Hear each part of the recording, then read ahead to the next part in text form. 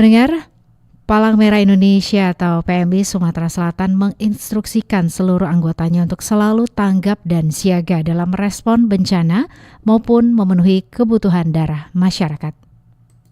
Palang Merah Indonesia PMI Sumatera Selatan mengajak seluruh komponennya yang tersebar di wilayah Sumatera Selatan untuk dapat siaga dalam kebutuhan darah menghadapi insiden bencana. Hal tersebut diungkapkan Ketua PMI Sumatera Selatan PB Hermanderu. Menurutnya, berbagai bencana seperti longsor maupun banjir merupakan salah satu insiden yang tidak terduga yang sangat membutuhkan akan darah. Sehingga dengan demikian, seluruh PMI yang tersebar di wilayah Sumatera Selatan dapat terus berkoordinasi dalam kesiagaan kebutuhan darah tersebut. Jelasnya membantu untuk kemanusiaan yang jelas. Kemudian PMI ini kan bukan berdiri aja. Jadi di sini kan ada kebakaran, kemudian banjir walaupun tidak banjir yang dahsyat seperti kabupaten lain, tapi kita harus cepat tanggap. Sementara menyikapi hal tersebut, Ketua PMI Kota Palembang, Dewi Sastrani Ratudewa mengungkapkan, Kota Palembang menjadi salah satu kota yang sangat besar membutuhkan akan darah, selalu siaga dalam menyiapkan semua darah, termasuk kesiapan tidak lebih dari 10 hari. Tetapi darah itu langsung kita salurkan ke yang membutuhkan, tidak boleh mengendap selama 10 hari. Jadi 10 hari sudah harus habis kantong darah tersebut. Palang Merah Indonesia PMI Sumatera Selatan maupun Kota Palembang juga mengharapkan agar masyarakat khususnya dapat lebih aktif memberikan darah atau mendonorkan darahnya. Dari Palembang, Sumatera Selatan, Aditya melaporkan. Sementara itu, salah seorang pendonor darah aktif di Kabupaten Banyuasin, Andi, menyampaikan harapannya agar peran Palang Merah Indonesia PMI Kabupaten Banyuasin terus ditingkatkan. Menurutnya selama ini PMI telah aktif memberikan edukasi kepada masyarakat tentang pentingnya donor darah bagi kesehatan sekaligus kemanusiaan.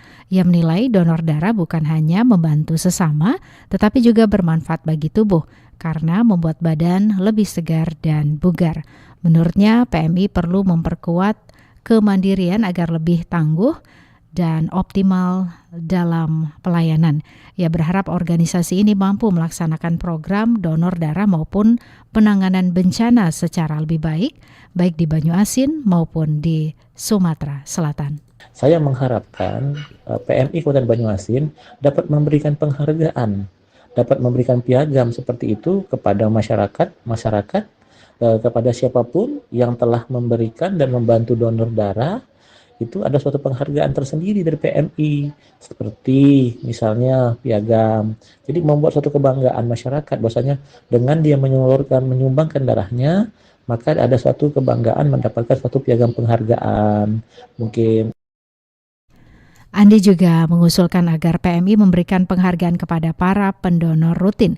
Ia menilai piagam atau tanda penghargaan akan menjadi bentuk apresiasi nyata sekaligus kebanggaan bagi masyarakat yang secara konsisten mendonorkan darahnya. Begitu berikut ini tanggapan masyarakat terkait peringatan Hari Palang Merah Nasional 2025 dengan moto tebarkan kebaikan. Saya Ibu Mia di Palembang. Di Hari Palang Merah Indonesia ini sebenarnya saya sedikit cerita nih, pernah anak saya itu mau donor. Secara fisik dia oke, kesehatannya juga bagus, namun saat itu dia terhalang dengan identitas KTP yang belum memiliki. Anak saya waktu itu usianya kelas 3 SMA. Saya harapkan ke depan agar prosedur dalam memberikan pertolongan kemanusiaan ini tidak dipersulit ya. Ada suatu fleksibel seperti itu agar seperti donor darah ini memang benar-benar dipermudah dalam pasien mendapatkan darah. Saya Anto di Bali, ya, dengan Hari Palang Merah Indonesia, besar harapan saya untuk kedepannya itu tidak ada lagi yang namanya pasien butuh darah nunggu lama-lama di PMI, dan harapan juga ketika masyarakat yang butuh darah ini stok darah yang ada di PMI juga cukup seperti itu.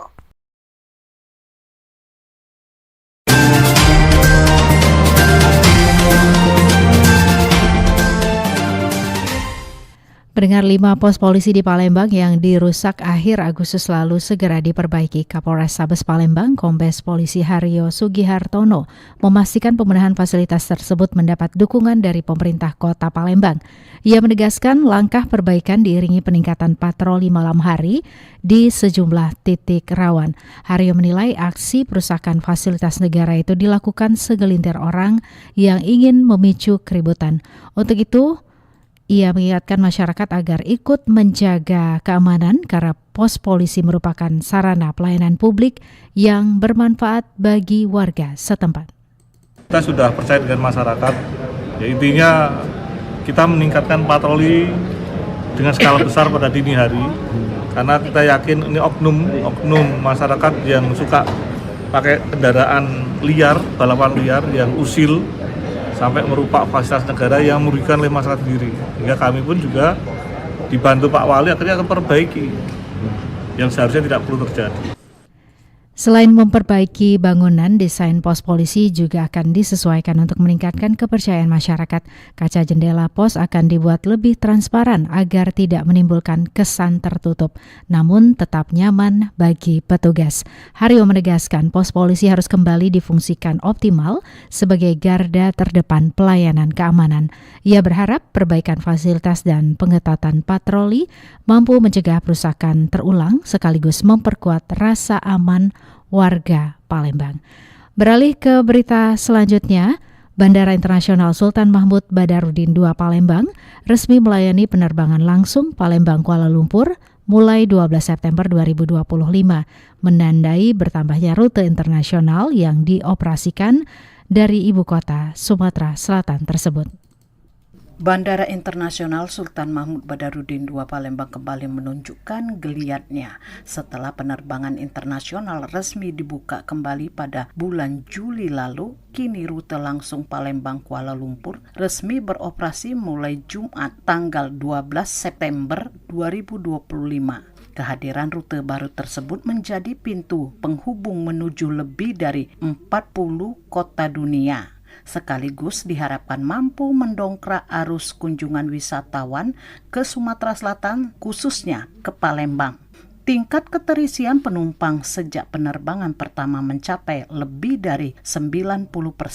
Eksekutif General Manager SMB 2 Palembang, R. Iwan Winayan Mahdar, mengatakan capaian tersebut membuktikan tingginya minat masyarakat sekaligus membuka peluang besar bagi Kota Palembang untuk tampil sebagai destinasi internasional.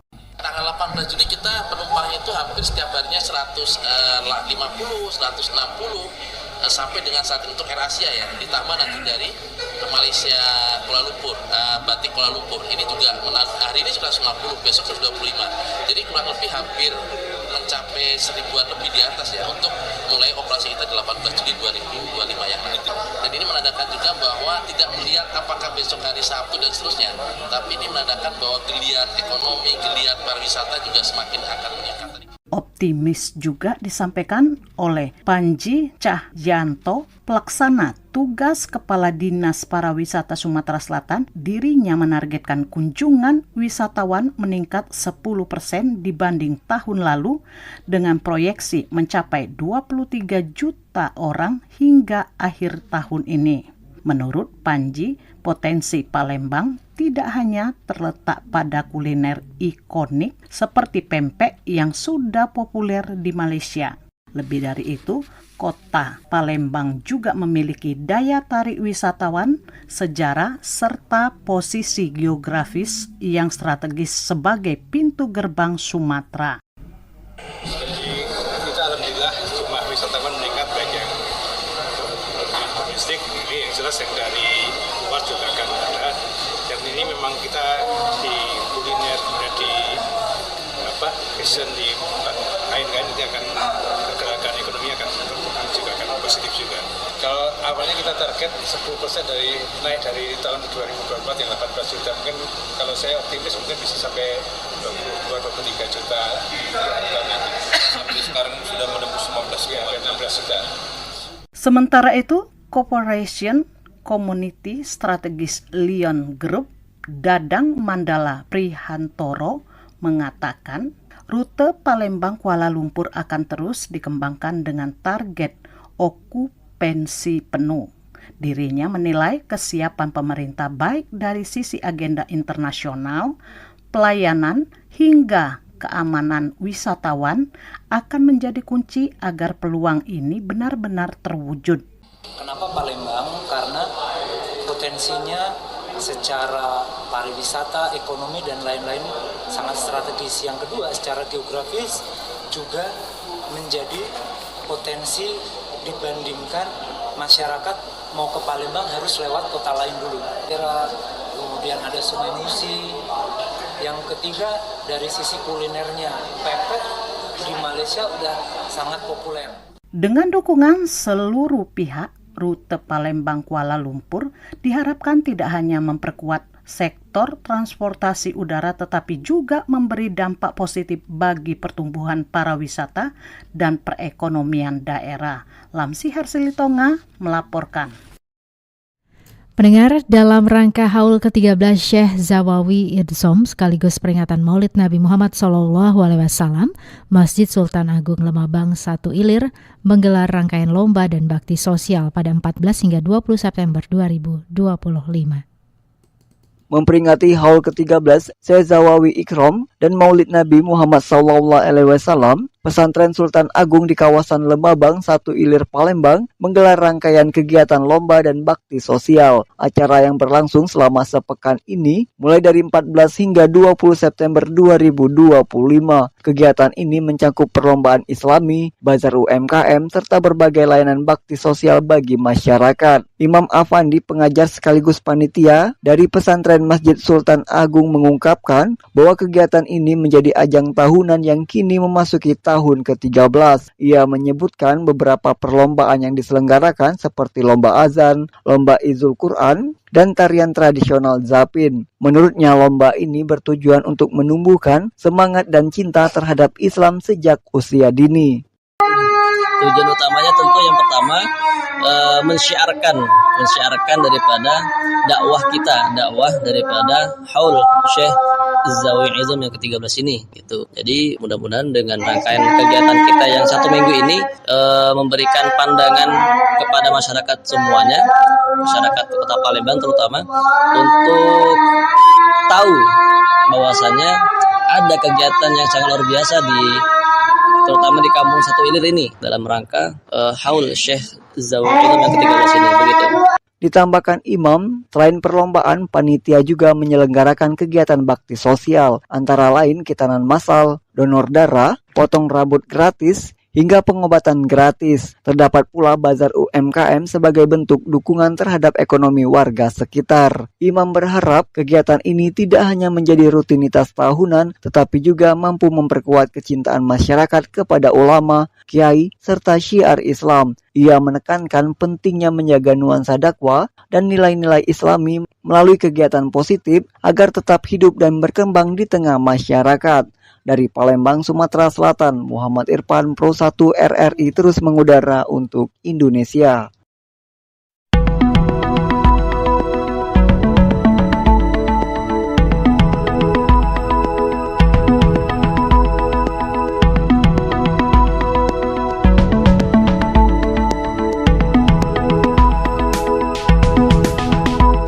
Ya, pendengar, informasi tadi mengakhiri Warta Berita pagi ini. Sebelum berpisah, kami sampaikan kembali pokok berita diantaranya. PMI Sumsel instruksikan anggota siaga hadapi bencana dan kebutuhan darah.